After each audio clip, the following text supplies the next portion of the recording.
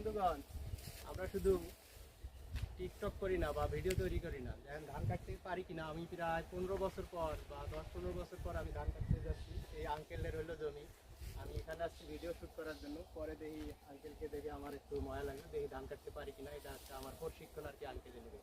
তাহলে সাথে থাকুন, ভিডিওটা দেখ কীরকম হয়।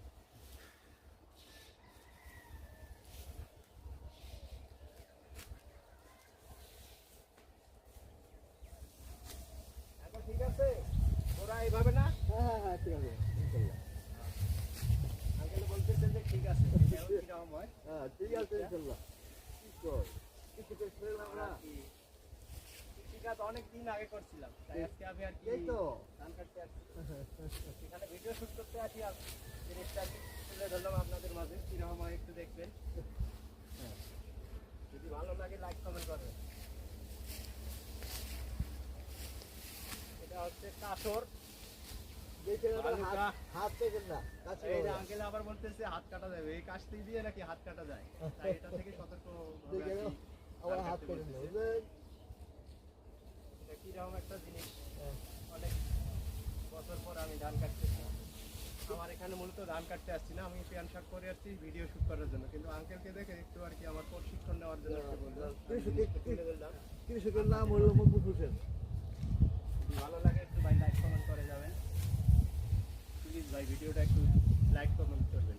আমি আপনাদের কাছে এটাই আশা করি, একটু ভাই ভিডিওটা পারলে লাইক কমেন্ট করে শেয়ার করে দেবেন।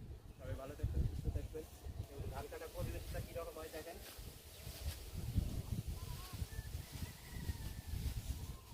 তাই হাত কাটতেও পারে, এটা হচ্ছে কি সতর্ক থাকতে হবে। হিসাব করে কাটতে হবে, আঙ্কেলে বলতেছে। হাতের মধ্যে লাগলে কাছে কাছে চাই হাতের ধার আছে, হাতের মধ্যে লাগলেই যাবে।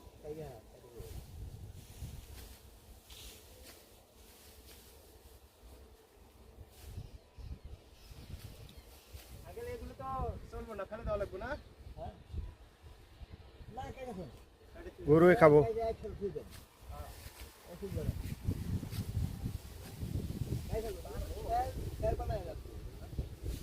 খেরের যে দাম, এক মুড়া 5 টাকা। হ্যাঁ